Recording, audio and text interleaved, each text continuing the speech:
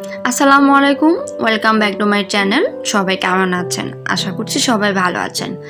আজকে আমি নতুন একটি আচারের রেসিপি নিয়ে হাজির হয়ে গেলাম আপনাদের মাঝে। আজকে তৈরি করব টক ঝাল মিষ্টি এই স্পেশাল তেঁতুলের আচারটি। তেঁতুলের কথা যখন আমরা বলি তখনই জিভে পানি চলে আসে। এমন কেউ নেই তেঁতুল দেখলে জিভে পানি আসে না। তাদের সবার জন্য আজকে আমি এই স্পেশাল আচারটি তৈরি করব। এই তেঁতুলের আচার 1 বছর পর্যন্ত সংরক্ষণ করে খাওয়া যাবে। যে কোনো খাবারের সাথেই কিন্তু এই আচারটি খেতে পারবেন। আমার এই রেসিপি যারা নতুন রান্না করা শিখেছেন তাদের জন্য আরও বেশি উপকার হবে। আমার রেসিপি দেখে যদি আপনারা আচারটি তৈরি করেন তাহলে আচার তৈরিতে আর আপনাদের সমস্যা হবে না। আশা করি আমার ভিডিওটি শুরু থেকে শেষ পর্যন্ত দেখবেন। যদি আমার রেসিপিটা আপনাদের পছন্দ হয় অবশ্যই কমেন্টের মাধ্যমে আমাকে জানাবেন। আর যদি ভালো লাগে বেশি তাহলে লাইক সাবস্ক্রাইব করে পাশে থাকবেন। তো চলুন বন্ধুরা দেখে আসি কীভাবে আমি এই স্পেশাল লোভনীয় টক ঝাল মিষ্টি তেঁতুলের আচারটি তৈরি করি। তেঁতুলের এই স্পেশাল আচারটি তৈরি করতে আমার যে উপকরণগুলো লাগছে, এখানে আমি শুকনো মরিচ ব্লেন্ড করে গুঁড়ো করে নিয়েছি, 5 ফোড়ন এখানে আমি ব্লেন্ড করে গুঁড়ো করে নিয়েছি, গোটা সরিষা আমি ব্লেন্ড করে গুঁড়ো করে নিয়েছি, পরিমাণ মতো লবণ নিয়েছি, চিনি নিয়েছি পরিমাণ মতো 1 কাপ, আর নিয়েছি হোয়াইট ভিনেগার।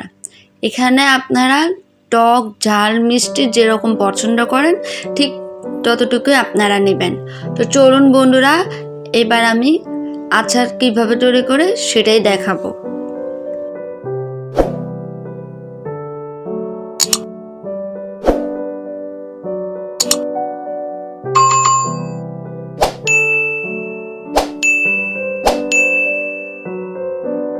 এখানে আমি 1 কেজির মতো পাকা তেঁতুল নিয়েছি। এরপর আমি তেঁতুলের আঁশ ছাড়িয়ে ভালো করে পরিষ্কার করে নর্মাল পানি দিয়ে থেতলিয়ে নিয়েছি। এরপর আমি আচারটি তৈরি করব। চুলায় একটি কড়াই বসিয়ে দিয়েছি। তো কড়াইটা একটু গরম হয়ে আসলে পরিমাণ মতো সরিষার তেল দিয়ে দিলাম। এরপর আমি থেতলিয়ে রাখা তেঁতুলগুলো দিয়ে দিলাম। তো আমি তেলের সাথে ভালো করে মিক্সড করে নিচ্ছি।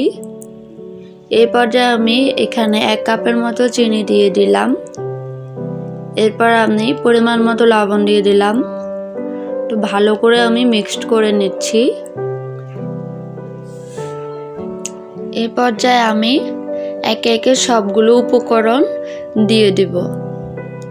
তো শুকনো মরিচের ব্লেন্ড করা গুঁড়োটা দিয়ে দিলাম, 5 ফোড়নটা গুঁড়ো দিয়ে দিলাম, গোটা সরিষার গুঁড়ো দিয়ে দিলাম।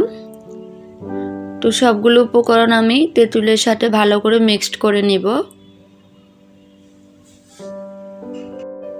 তো আমি এই পর্যায়ে ভালো করে নাড়িয়ে দিচ্ছি। এরপর আমি হোয়াইট ভিনেগার 1 কাপের মতো দিয়ে দিব। এতে আচারটি অনেক দিন পর্যন্ত ভালো থাকবে। তো ভালো করে আমি মিক্সড করে নিচ্ছি। বন্ধুরা আচারটি কিন্তু আমার হয়ে গেছে। আমি আর একটু শুকিয়ে নেব। পাতিলের তলানিতে যেন না লেগে থাকে সে পর্যন্ত নাড়িয়ে নাড়িয়ে পানিটা শুকিয়ে নিতে হবে। তো বন্ধুরা আচারের কালারটা কিন্তু খুবই জোস হয়েছে। এই পর্যায়ে আমি চুলা থেকে নামিয়ে নেব। বন্ধুরা আমার তেঁতুলের স্পেশাল আচারটি কিন্তু তৈরি হয়ে গেছে।